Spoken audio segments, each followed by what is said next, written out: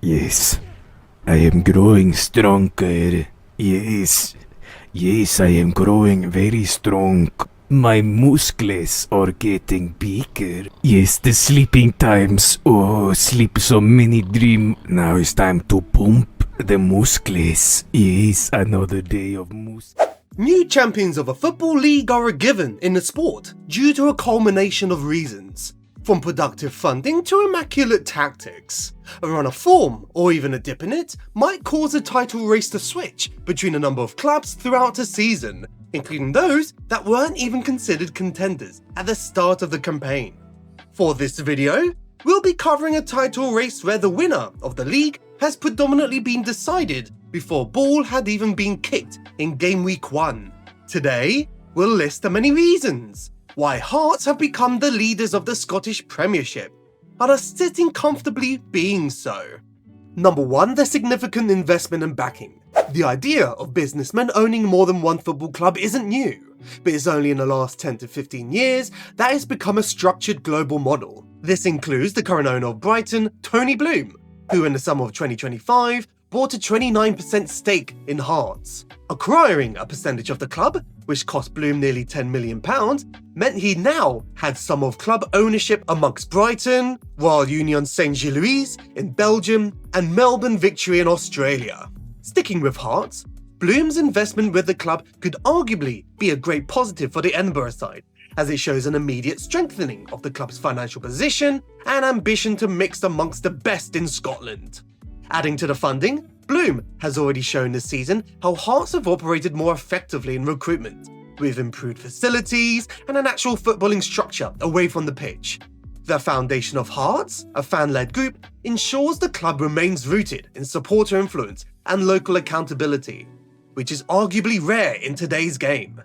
Number 2, data and analytics-driven recruitment and performance model. Since 1985, which is 40 years ago, perished thought, there have been only one occasion when an SPL side, apart from Celtic and Rangers, have won the Scottish Premiership, that being Alex Ferguson's Aberdeen in 1985. Since then, Celtic have won the crown 20 times, with Rangers winning it 19. On one hand, you can only beat what is in front of you, but at the same time...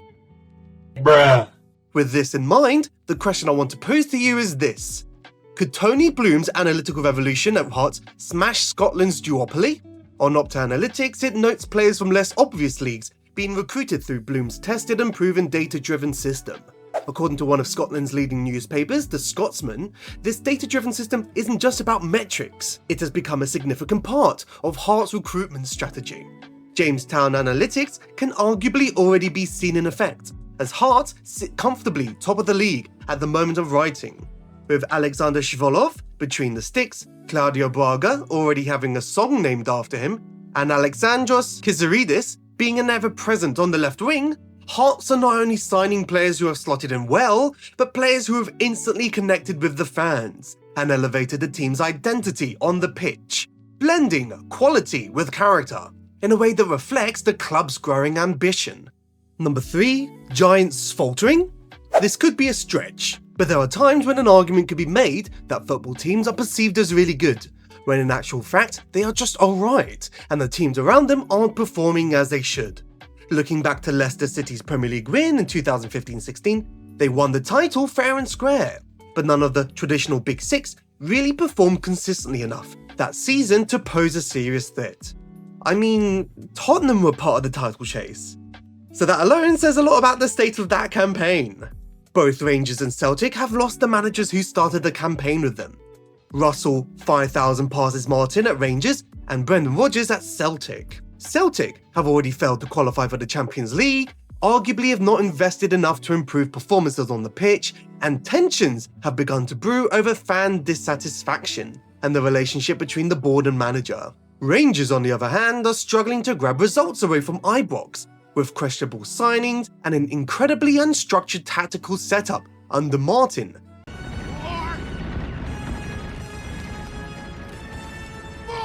Leading to players such as James Tavernier publicly stating that the start of their season has never been so bad.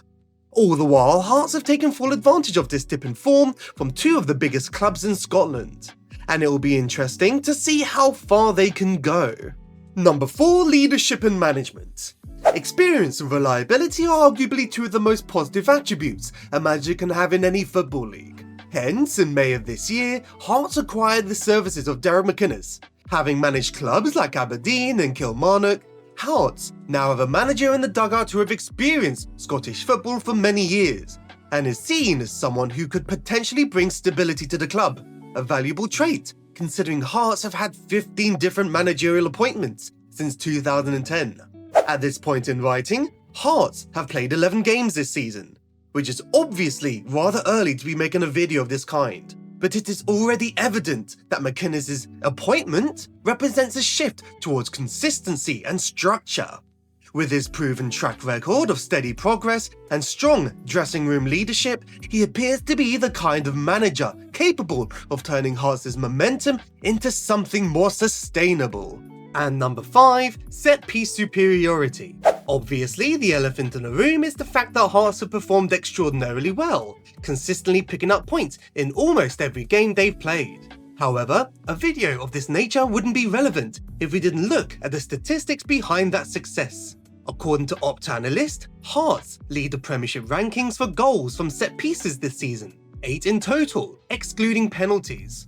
Additionally, Footy Stats shows that Hearts have conceded an average of 0.78 goals per match, a stat that, as Michael Owen would probably agree, suggests you're more likely to win if you don't concede as much. As of October 25th, Hearts had conceded just 1 goal from set pieces, illustrating their preparation and discipline, not only in scoring from dead ball situations, but also in defending against them. To summarise, Hearts' strong defensive record highlights a side that's incredibly organised and are hard to break down. Traits of a team that plays with structure and focus. Their league-leading numbers for goals from set pieces, especially the number of shots created directly from corners, show that they're maximising rehearsed, data-informed scenarios. It isn't coincidence when you bring the right people for the blueprint at hand. With limited opportunities into points, Hearts are becoming a team that values efficiency over extravagance. Essentially, they're doing the simple things really well. The stats illustrated reflect a club that has embraced Tony Bloom's analytical influence and Derek McInnes' pragmatic coaching style, blending modern data insight with traditional managerial steadiness. And lastly, the performances show a unified dressing room that believes in the system they are working with in the training ground, instead of a team that relies on chaos or luck. It is winning with consistency and detail. So what do you guys think of the recent upturn in events for Hearts?